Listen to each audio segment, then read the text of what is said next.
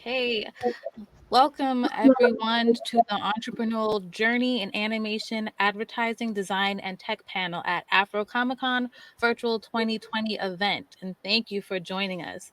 Please consider donating to the AFCC Moonshoot Junior program that funds young girls of color to go through a 12-month program where they will learn tech skills, innovation, product development, and entrepreneurship. You can click on the donation link and any amount will help. More information will be on the website. I'm your host, Monique Henry Hudson, and we will bring in the panelists right now. All right. So I'm going to have all the panelists introduce themselves and just, a little bit about what you do. And I'm going to start with Elisa. Hi, my name is Elisa A. Lewis, and I am an animator. I won an Emmy in 2016 for my animation on Archer. It's FX's series. And I'm also a career consultant and a creative strategist. My education comes from Savannah College of Art Design and Animation and Business and Law from Harvard University. I'm most noted for working on Archer, but I've also worked on 30 Rock, Captain Planet's Planetary Movement. I work with Georgia Public Broadcasting, Apple, I Am Other, and MTV University. I have a company called My Animation Life.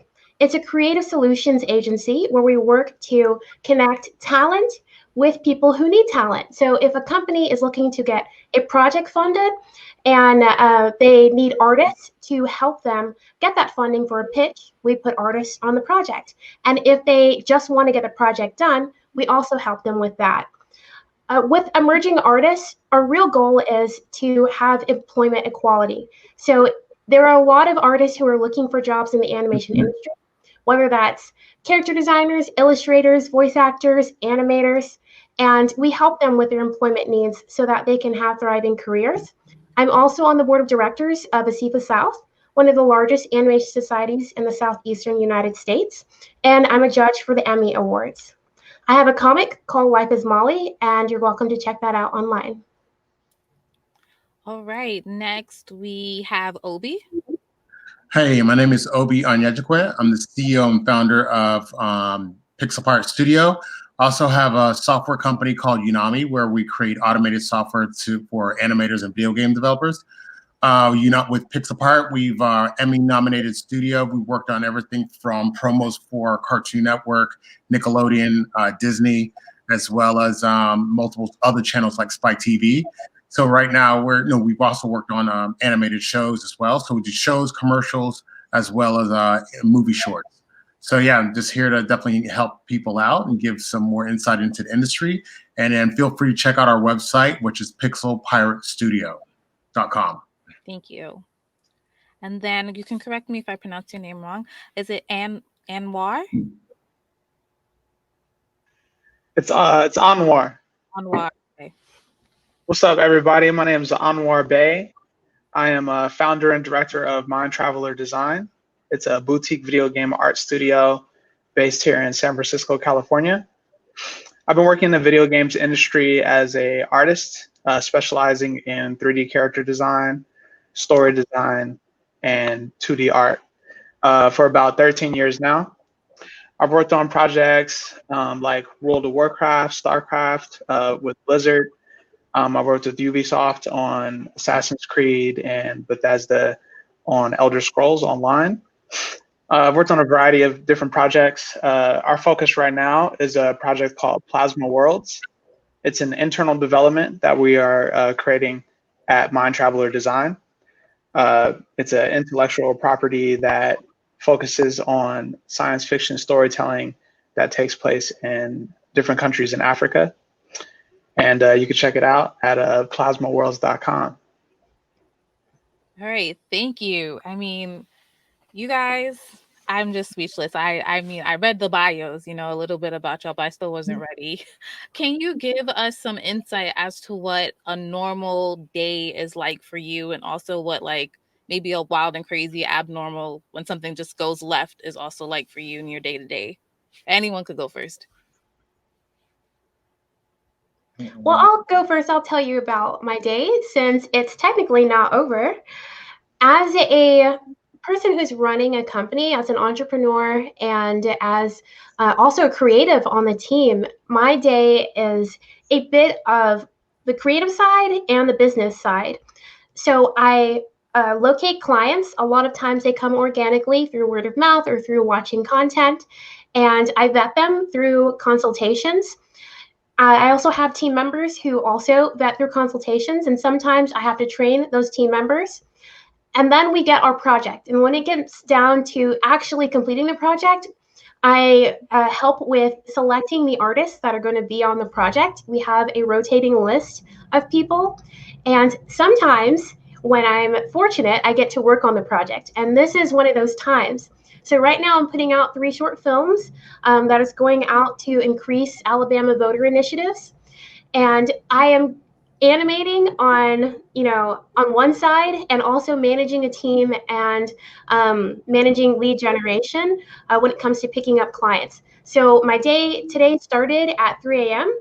and it will most likely end at 1, but tomorrow I get to sleep for at least 7 hours. I've booked it. So it can be a very long day. And then there are days where I don't have a lot to do because my team is so wonderful. I thank them so much all the time because they are doing their job to the point where I don't need to step in heavily. But there are times when clients have emergencies, and their emergencies are our emergencies. So I need to step in and put in the extra hours. Wait, and what's a crazy day like? Or is that like also every day? This would probably be a crazy day. Normally, I sleep anywhere between 6 to 10 hours. And so getting so few hours of sleep last night and knowing that I'm only going to get 7 hours of sleep tonight is kind of crazy. I'd say the most hectic time we've ever had is when one of our clients got an opportunity for additional funding, but they needed to put out additional products. Digital products, animation wise, and they asked us to expand our team immediately and to meet those needs. And we had to do that. I think we had 2 hours to locate the talent and then finish it by 5 o'clock that day. So that was probably the wildest day I've ever had in the entire 5 years we've been in business. Wow. I can go next. So yeah, it's not far from Elisa's schedule. I pretty much wake up and do a lot of lead generation, finding new clients, a lot of it coming from word of mouth. And then of course, managing a full staff of animators, storyboard artists, illustrators, kind of getting them prepped. And then I also have a producer or a line producer that helps me out with with everyone's schedule. And then from there, I'm also working on the startup where we're raising capital. So I'm talking to investors. I'm also pitching with various investor or angel groups as well. And then, of course, I'm wrapping up the day doing a little bit of promotion and marketing work. So that includes everything from social media to, of course, loading up additional video and content on YouTube as well. I would say a crazy day. God, is a crazy day is just when it doesn't end, when you do go well into the night and working on everything and getting things done, I guess I'm up. So right now we're focused on our internal project, which is Plasma Worlds. So Plasma Worlds is existing as a story at its base, and then we're creating products based on that story.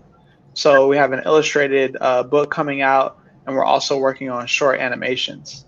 And so my days usually consist of waking up at 6 a.m. to interface with the artists that are in various countries in the world. And then I'll go back to sleep and wake up at like 10 and do more artist management, do writing, do storyboards, and just come up with different ways to keep this going. When it comes to Plasma Worlds, this is our first internal project. Usually we act as a client studio where we work with different clients to create different 3D characters and monsters for games. With Plasma Worlds, we're stepping into a whole new world. And so it's this constant creation, constant ideas to keep us inspired and to keep content rolling to different social and just share the developmental process as we build our audience. As far as crazy days go, yeah, I mean, the client days is just like managing clients, most of them happy. Every once in a while, one will become confused, and so you'll kind of have to put the fire out on that. And yeah, just managing expectation, pacing, flow, execution, and just trying to keep the energy positive and progressive. Now, I believe I heard Elisa mention Savannah College, right? Yes. So I want to ask all of you, like, if you went to school for maybe, well, do you elaborate on what you went to school and what you studied in school? But for everybody else, did you go to school for like what you're doing now? And if so, what was your major? And if you didn't, what were you majoring in then? Okay, I'll take it. I went to school for video game art and design. I went to the Art Institute of Orange County. Um, yeah, I just knew I wanted to make games.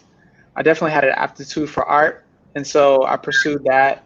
The characters and the monsters, and it's what I do. Yeah, it drives all of the business at this point. Plasma Worlds is essentially a character monster project. It's about people getting stuck on alien planets. It's about robots. It's about the future and all those good things. Yeah, I went to Georgia State. I actually just went to school for graphic design, and so I actually learned animation once I got out. So I worked at multiple animation studios. Around that time, I was also working at Nickelodeon. I mean, not Nickelodeon, but Cartoon Network.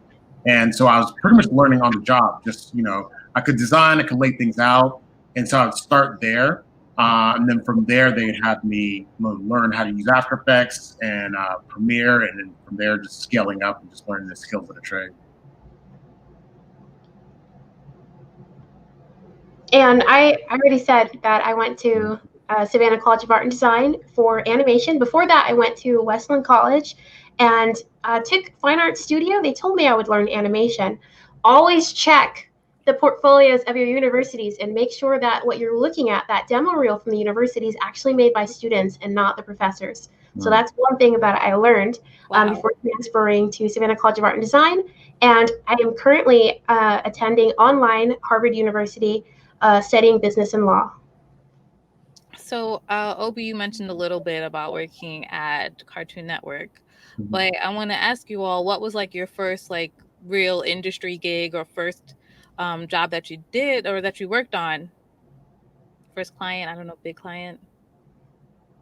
I mean, I could start. I remember when I first got out of school, it was a small studio called Wild Hair.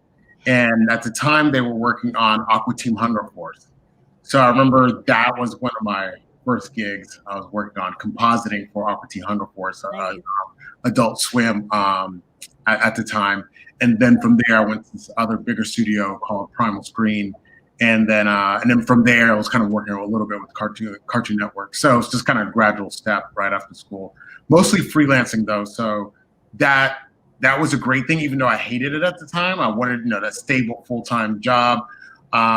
But it was great to freelance because I learned a lot. So every time I bounced around from different company, I saw how they worked, how they were structured, how they did business. And then, you quickly learn what you like and what you don't like within a company and company culture. I got my first payroll job, my first quarter, my first year in college at Savannah College of Art and Design. So I started my career while I was still in school as a freshman. And I started working for Georgia Public Broadcasting, which is PBS. And we were working on a World War II project. And I was a pretty big history buff at the time. So I really enjoyed working on that. And I got to see a lot of the creative aspects of how their pipeline worked. And they allowed me to go to different departments when I had spare time and to really learn their pipelines. I would say my biggest first job was definitely working at Floyd County Productions on the Archer property. And first client I got actually off of Craigslist. Okay. I found somebody stole my Pancreas Productions, and I took that job because they would have me. Anyone who would have me, I would go with, and they said they would have me, and I got to be in connection with celebrity voice actors while working on that project. And I thought, you know what, I enjoy working in a studio environment because I've had full-time jobs before, but there's something about entrepreneurship and freelancing that is just beautiful, and having that full control, where when I was working in a studio, I didn't really get to meet the talent as often. Nice. Yeah, for me, I went to Art Institute of Orange County for about 2 years until the way that the loans were set up, it got a little too expensive. And so what I ended up doing is I moved up to San Francisco to continue my studies independently. I was very much a part of like the online communities like ArtStation and Polygon.com and stuff like that. And so the online community really kept me inspired to pursue at that point, which was like theoretical education, because I didn't have the technical time at that point yet. And so for 2 years after I left the school, I continued to kind of work on my artwork, build up my portfolio to a more professional quality. And then I got an interview with Blizzard Entertainment. And so that was like kind of like a low key interview. They were like, you know, they said that my art was cool, and like if I wanted to take an unofficial art test to create something from their world to see if I could get the team's attention, then I should go for it. And so I went for it. I took my time completely. It took me like 1.5 to 2 months to complete that art test to what I felt like was my best quality work. And then that's what ended up landing me my first job in the industry. And so I worked on a cinematics team. We worked on World of Warcraft, Wrath of the Lich King, and StarCraft 2 cinematics. So we have a question here. If someone who is watching this is interested in getting into the business, what steps do you recommend they take or prepare for themselves? Or prepare themselves for? I would say, first and foremost, figure out what you want to do, whether it be gaming or animation, cell versus 3D, really, and then do deep research in the industry as a whole. Understand everything from how it's set up, how the businesses are set up, who you're working with, what's involved when it comes to work, and then kind of plunge in. And if you're going to be a technical individual, like knowing 3D or illustration, like hone in on your skill and your craft, and then perfect it, and then go from there. And I would say create as much content on your own as you do at the job place, because that's generally what's going to get you the job ultimately. Yeah, that's great feedback, Obi. I would add on and say that prepare yourself for a bit of rejection. That's a part of the process. Applying to jobs, not hearing anything back, applying to jobs, getting interviews, meeting teams, not getting the job, applying to jobs, and getting all the way to what you felt like was the final step, and that you were completely prepared for, but then not landing it. And then one day it will just happen. In the meantime, keep your passion up, keep practicing, keep pushing yourself, be super critical of yourself, and join an online community and get that feedback, because there's always going to be things that you don't see, and there's always room for improvement. To piggyback on what both of you are saying, because that's wonderful advice, and I absolutely stand behind that, I would add that find a mentor as soon as possible when you're looking for work. What you can do is use a wonderful LinkedIn website, which I adore, and find someone who's in the career that you're looking for. What you can do is think of the companies you'd like to work for after you follow Obi's advice and figure out what role you want and what kind of style that you want to work in. Figure out where you fit in at different studios, because studios are most often going to choose someone who can work in their pipeline and can work on the properties that they know their clients are going to ask for. So if you can figure out what people already work at those studios and what their portfolios look like, you'll have a better idea of what your portfolio should look like.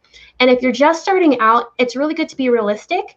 What I like to do is go to LinkedIn, look at the people that work at the company, and then find people who are in a similar situation as you. So if you're just getting out of school, look for employees that have been working at the company for a year or less. Those people most likely have not updated their resumes or their demo reels yet because they just got the job.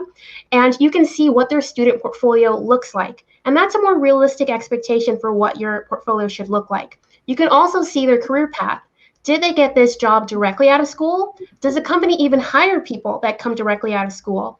Do you see people coming from a particular company and then transferring over to this company? Sometimes employees have a very similar career path. And if you can figure out what path you need to go on to be successful at that company, it's good to figure that out early on. I mean, that was so many gems, man. Like, I don't know. I hope people have their notepads and are writing everything down. People really don't leverage LinkedIn enough. And man, some of my, like, I do blogging and podcasting, and I'd be surprised at how much traffic actually would come from LinkedIn. And it's completely just like overlooked. I want to ask you all, because you all are entrepreneurs, did you have a certain perception of what entrepreneurship was like before you started? And like, what's been the contrast, the difference? What was like the wake up call? Well, besides the fact that y'all get like no sleep. But like, yeah, what was the expectation versus reality with entrepreneurship? Okay. I was say the business side, like really understanding the business side. Like if you didn't go to a Harvard Business School or any type of business school, you really need to study that side, and not just rely on the fact that, oh, I have a skill, or I have a value, or need, or a skill set that I could apply in the market. I'm just going to go from there and just wing it. There's so many pitfalls that it could lead to failure really fast. So I'd say that business side is what I didn't like research enough and learn enough before getting in, because there's so much I'm still learning. It's insane the amount I'm learning, from raising capital to pitch decks and laying things out and presenting to investors, and creating a business plan and expected goals that I need to reach to scale the company. It's and the team members that you need to put together to scale the company. You might think, oh, it's me and my friends, and we're gonna just kind of illustrate and draw and do that. No, you actually need a business person.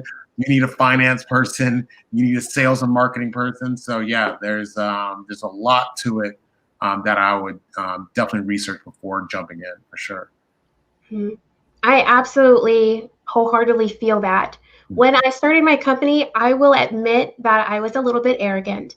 I was raised by entrepreneurs. I have helped out with their business. I have done proposals. I've did bid procurement. I've done all sorts of things with their businesses, and I felt like I was fully equipped to run my own. And I'd also been in the industry animating for nearly a decade, so I understood the pipeline of different companies, and I understood how to ship different projects. I thought this is going to be a cakewalk. And when I started and got my first offer from a large company, they asked me for documents I had never heard of. I had to research like crazy. I didn't know what I didn't know until I started doing the business. So I definitely recommend people just start right now, even in a small freelance sense. One thing I really struggled with was contracts. Reading contracts, drafting them, editing them, really understanding how they worked was a big undertaking, and it was overwhelming. And I got to the point where I had to learn contracts, and I took time out and I really studied it. Now I teach it, and I'm studying it at school right now to further it. But there are things like contracts and taxes and how to stay legal with the government and how to progress your business. And even in this new age of everyone going virtual, how do you make your business work in this sense? I used to do a lot of physical events, and that was a way for us to market, is that we would show you exactly what we were capable of in real time. And now how do we do that? So it's really important to be flexible and to be open to pivoting whenever that need arises, and to stay humble. At no point should you feel like you know it all, because the world is ever changing and you're going to constantly be doing research. So if you're a person who is open to learning and open to not being the smartest person in the room, then this is definitely something you should consider. Yeah, all that is really good feedback. I'm sitting here like, what do I say at this point? You guys really hit it on the head. Um, there's a quote that's always inspired me and kept me going, and it comes from this book called The Way of the Samurai. And the quote goes, "The way of the samurai is in desperateness. 10 or more men cannot kill such a man. Common sense does not accomplish great things, simply become insane and desperate."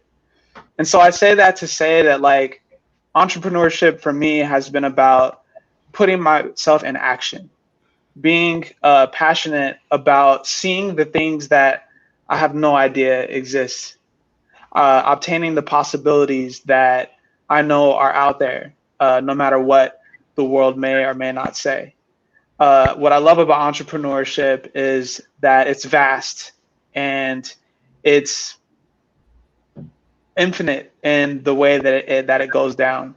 And so some deals have been better than other deals. Other deals have been way better than other deals. And at the end of the day, I just love being able to be in a space that I can create possibility for myself and for my team and not be hindered by anything, really.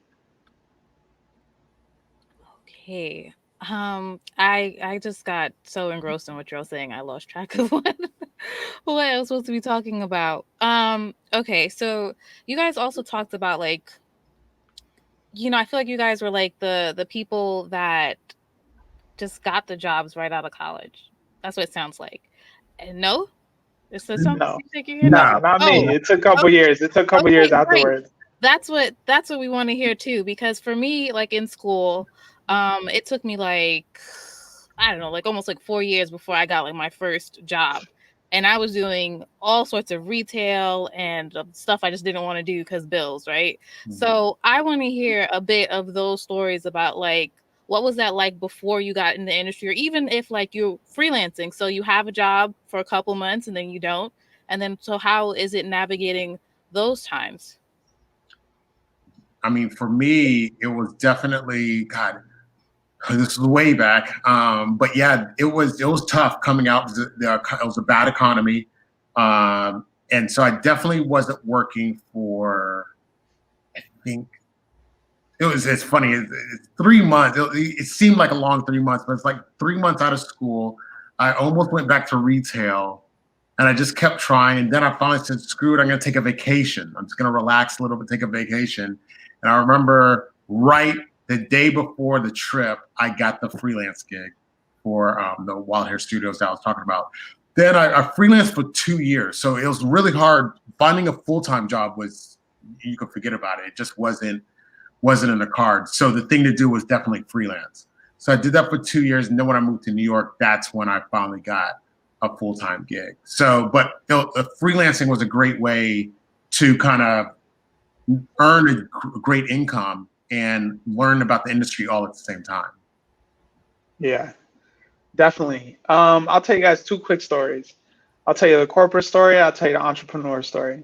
So the corporate story was like, came out of college, had the technical know-how, but not the applied know-how, or maybe that's vice versa. But anyways, it took 2 years. I was working at Bank of America, Sunglass Hut.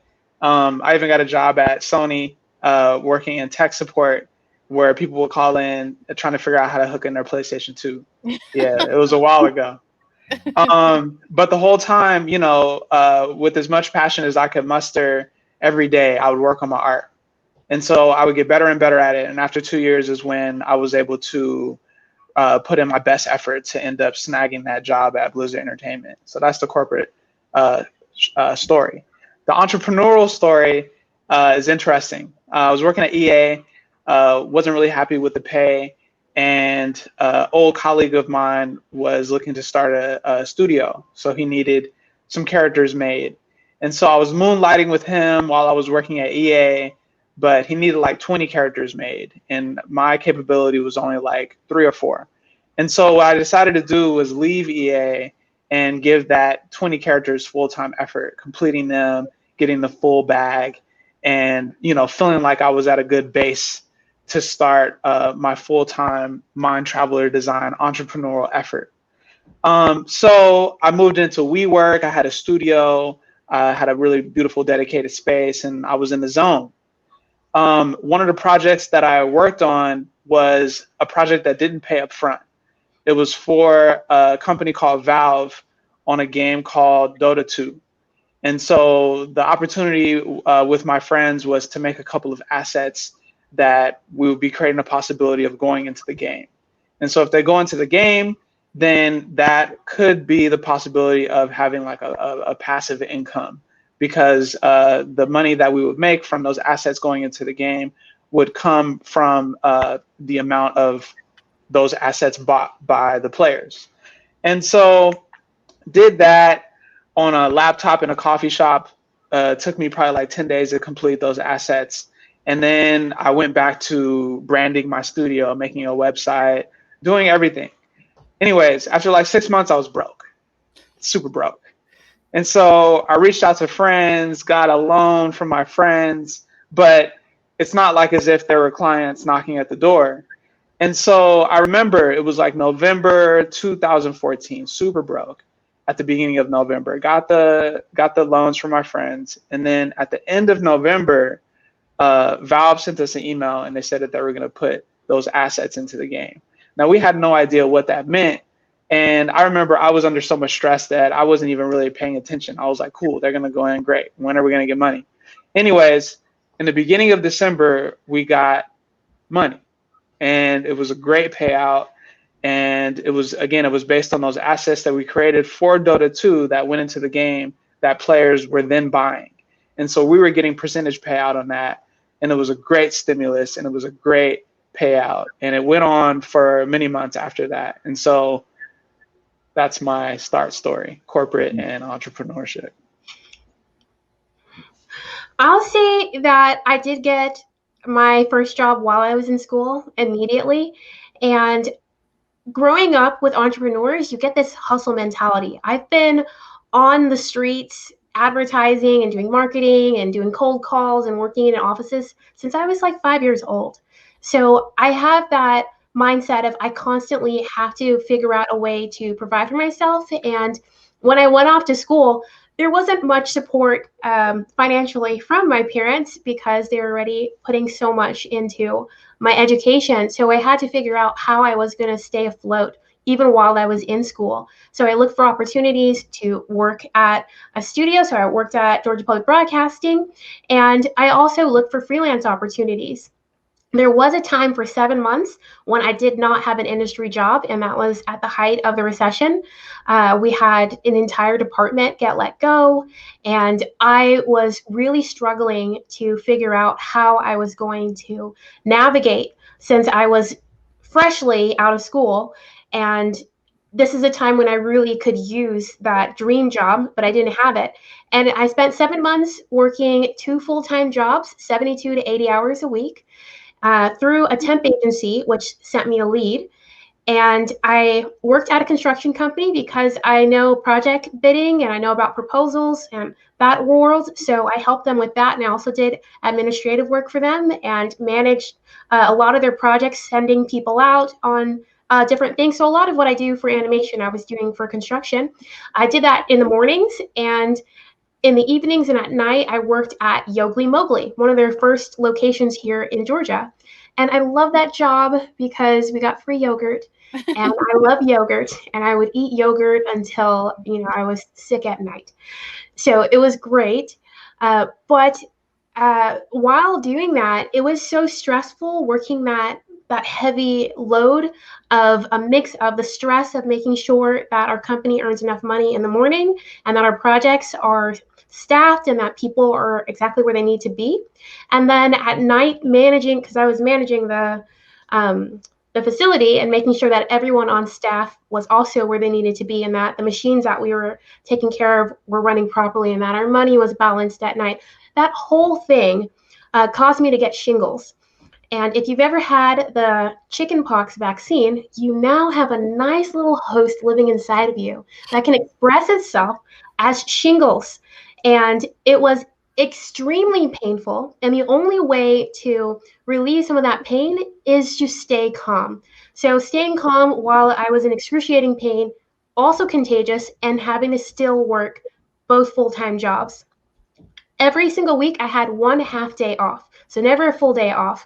And I would use that to do traditional animation. At the time, I did not own my own computer. I had no software. The only way I could animate was to take sheets of paper, put it over my window when there was light, or put a lamp somewhere around it so I could draw. And I would do traditional animation.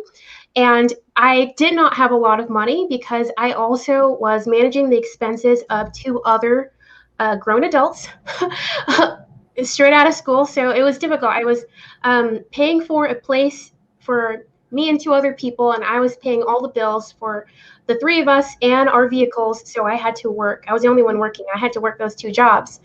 And I didn't have enough money saved up. I could never save up enough money to have a computer and the software I needed. But I did have enough money to buy a toy that came in a Happy Meal at, I believe it was McDonald's, and it was able to save a video on it. Now, a very short video, but it was a black player, and I'll never forget that. I have it upstairs in my room because it was really important to me. I didn't have a phone that had a camera on it. This is like the flip phone days. But I borrowed my mother's phone, and I would take pictures of the stop motion animation that I made, and then edit it together to make a video and put it on that little Happy Meal player.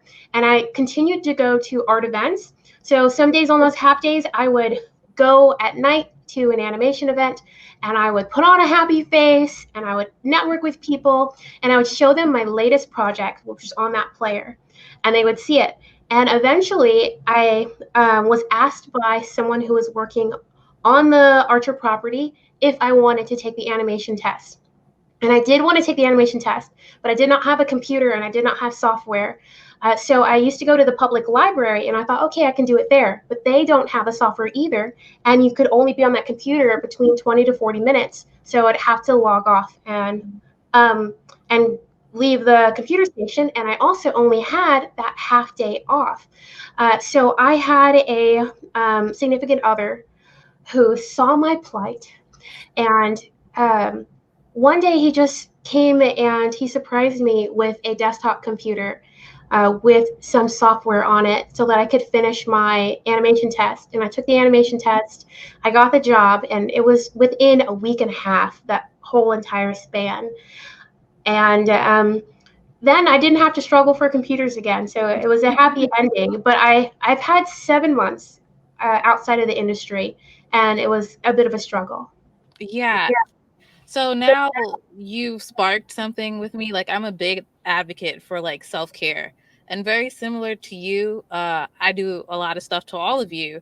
So, I mean, this wasn't a part of the conversation originally, but how do you guys make that time for like self? Like, you know, because like we have to protect our mental, our emotional, especially assuming that there's college age or maybe even high school age people watching this with all that's going on in the world on all levels. Maybe you could share some advice about like how you carve out time for self, how you protect your mental, especially if you're working 80 hours a week. Like, that's wild. Yeah. I mean, I would say your body's really good at telling you when you need to like relax and chill, and you need to definitely listen to that. But I would say most importantly, I would say definitely eating right and exercising are the top things. I remember when I first started eating right and working out when I lived in New York, and it was night and day. I remember I got sick less. I mean, I went from getting cold probably 7, 8 times out of the year to maybe 1 or 2. You know, I think, and then for me, and then as you get older, you start to realize, you know, you do need to take the time out. I know for me, I surf, I ride my bike a lot. So those things keep me sane. And it just, I think once you find that other passion out of what you do that's physical, it equalizes you completely. And you don't have to, for me, I don't have to remind myself to do these things. It's like clockwork. Yeah, I see that surfboard back there. Yeah. Yeah, health is super important. Every day I get up and do a 5 to 20 minute calisthenics workout, especially in COVID. And COVID is rocking a lot of people's bodies right now. And so it's important to have a regimen that gets the blood moving, that gets the sweat pumping, and really takes you out of your comfort zone. Even if it's just 5 minutes, it goes a long way. Um, Definitely before COVID, but also even during COVID is what I'm realizing. I travel. And so I started traveling profusely in 2015, trips to Colombia, trips to different countries in Africa, South Africa, Ethiopia, Zanzibar, on and on and on. Recently, I just got back from Mexico today. I was there for a week, refreshing my mind, hearing different voices, not being caught up in the politics of America, and just allowing myself to refresh. And so, to the students and the young people that can't necessarily leave the country whenever they want, I would say it's important to go out and explore. There's a world out there outside of your home. Put on your mask, wash your hands, social distance, and see the things around you. See, just travel, just walk and think. The RZA from the Wu-Tang Clan said that all of his ideas come from long walks, and so that's what I would encourage. For me, it's difficult to decide what I want to do at any point in time when it comes to self-care. I used to think that self-care was just taking time for yourself and just not having to work. But I found that the more I need to be productive at work and also maintain important relationships in my life, that it really requires sacrifice. So what I've done is made a list of things that actually make me happy. I found out that watching TV and finishing a series doesn't actually make me happy. I can leave that series and my emotional state can stay exactly the same as it was when I first started. I found out that going to the ice cream parlor and ordering those pralines that I used to order all the time actually doesn't make me happy. So I've narrowed down what actually makes me happy. And for me, it's gardening, it's smelling beautiful things, it's small things like that. And I've narrowed down to what I actually can do in certain spans of time. So if I have a moment to myself and it's just a few minutes, I can smell something nice. I have my diffusers, I put my essential oils in it. If I have maybe an hour, I can do some yoga, I can be in my garden. And if I have longer than that, then I can take a trip and I can visit some places. So it's really important to figure out what self-care actually is for you and not just what you've been told self-care is by the media. And also to narrow down what you're doing. Because I choose to do yoga and to be in my garden, and because I choose to also run my company and to further my portfolio, it means there are things that I cannot do. So when someone says, hey, do you want to go to the latest bar or do you want to go to an event? And I know that it isn't business related, my personal health, it's not my family, it's not my core group of friends that I want to strengthen, it's not networking, it's not any of these things that I have decided are the most important things in my life right now, that I have to say no to that. Because saying yes to that is saying no to being able to do yoga, in the morning. It is saying no to being able to have free time to do those things because I'll have to get straight to work. So really realizing when you're being frivolous with your time and when you're making sacrifices that don't add to your life, and to focus on what really is self-care for you. Okay, we have another question here. It says, there is a saying that the hardest thing to do isn't getting new ideas in, but getting the old ones out. Is there anything that turned out to be completely different about the professional world than you had expected, and how did you adapt? Which I think to a certain extent you did touch on, but yeah, maybe talk about like following through with like ideas. Mm-hmm. So I have my own comic series, and that's the only side project thing that I do for myself. I had to narrow down and sacrifice making all the millions of ideas that I have in my head to really focus on the one that I'm most passionate on. And that is the only project that I put my time towards. I do have old projects that I did in school and old ideas that I have, and I don't touch those. I don't touch them until a client asks for an idea, and then I have an idea. I'd also say that if you're wondering if the industry is going to be exactly the way you imagined it, and you have the most beautiful vision in your head, then it's probably not going to be like that, because there are so many reasons why people don't stay in the industry for their entire life. And a huge reason is because we're in the entertainment industry. We're working entertainment industry hours. This is not something that people often do when they want to settle down and have a family, is work insane hours like this. Also, I would say that the biggest surprise that I had becoming an animator, because when I was younger, I've wanted to be an animator since I was 2 years old. I watched Bugs Bunny being drawn to life, and I thought, that's what I want to do. And I spent the majority of the beginning of my life working towards that. And I assumed that I would be working at a desk, drawing my days away, and I would be so happy. And what I quickly learned is that sitting at a desk all day, doing the same task over and over, is not good for you. It is not good for you. So if you are, just getting into it and you're first starting to do your work, you've got a number of years in which your body will allow you to continue doing the same thing over and over, sitting in a chair.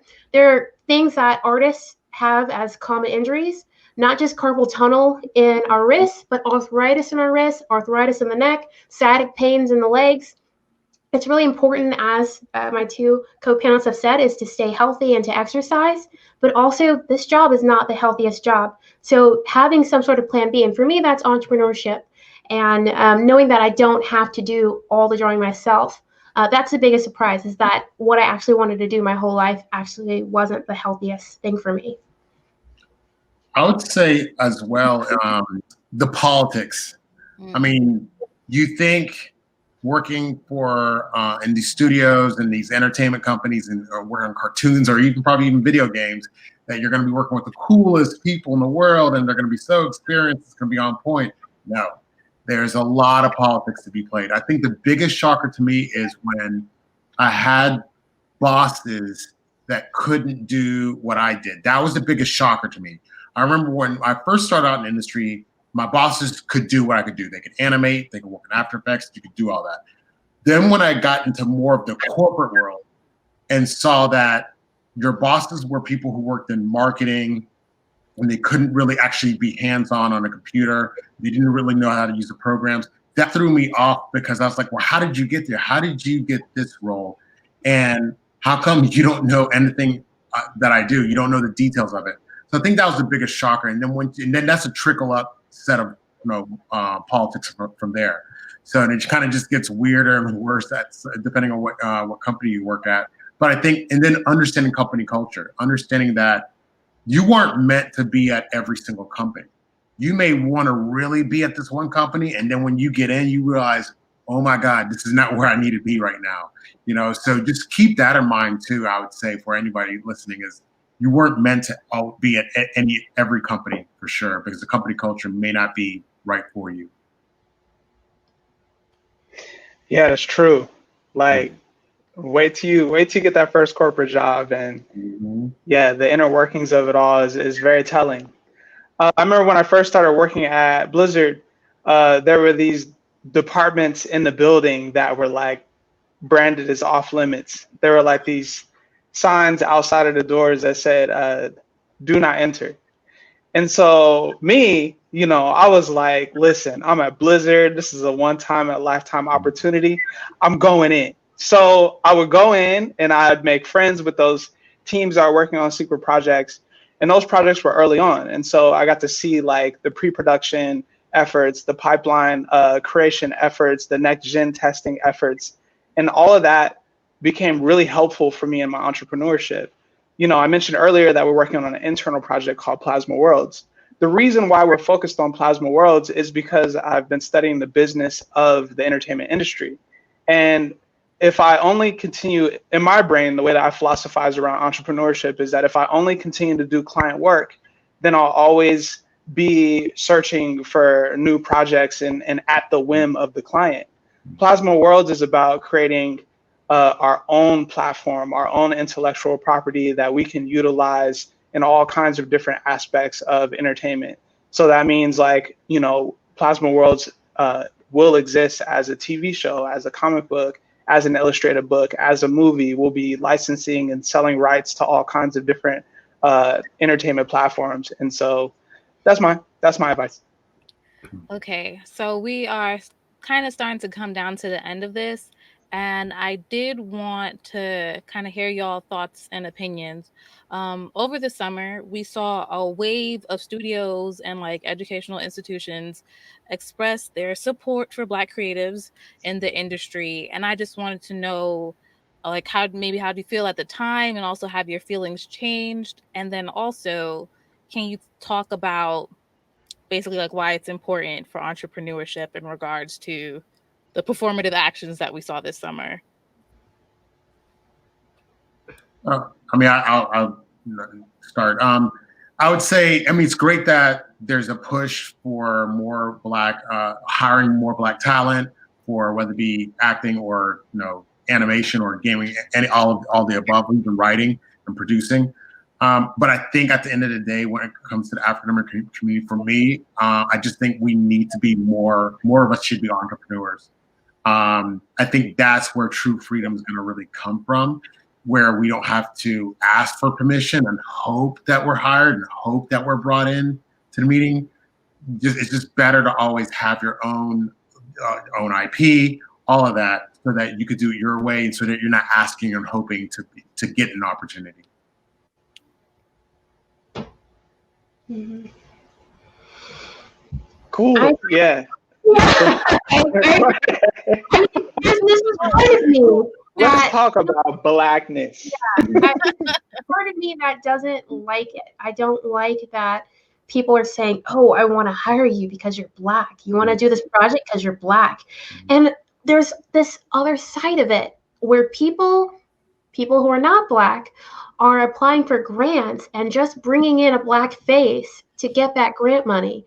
And I have seen that for years, and I'm just seeing an influx of that, of people exploiting our Black bodies so that they can make a dollar. And they're not actually interested in improving anything. And so that side of it really upsets me. The other side is, oh yeah, I'm being favored. That's great. Yeah, go ahead, bring me the projects, bring me the money. Because there's so many times where I've been in situations and I have felt that the person who was selected was only selected because of how adjacent they were to the person who was giving out the opportunity. And I wasn't as close to them in culture and appearance and mannerisms and all of those things. And so I was seen as someone who was less of a fit. And I've seen so many situations like that, that having it flip doesn't really make me feel upset about the fact that people are saying that they are interested in Black properties. It just makes me feel like it's the same exact thing that people were doing before. It's just now the shoe is on the other foot. So I have this dichotomy going on that has me torn, and where I'm seeing the exploitation and it upsets me and it disgusts me. And there are people who are pretending like they are Black owned artists. And I see artists now who are drawing Black people, and that's ridiculous. You could have always been drawing Black people. I worked at a studio where one of my fellow artists was working on a property, and she had made a character who had a deep complexion like mine. And the art director came behind her and said to lighten the skin of that character because she was distractingly dark and looked like she didn't belong. Wow. That was said. And now they're like, oh, yes, put that distractingly dark person who looks like they don't belong in the show. I think it'd be great. And that part is the exploitation part that upsets me. So I'm back and forth on it. Yeah. What she said, that's crazy. Blackness. We just got to create stories, continue creating stories, utilize these worldwide networks, the Netflixes and the so ons, to get our stuff out to where Black. Oh no. We're gonna wait for him to come back.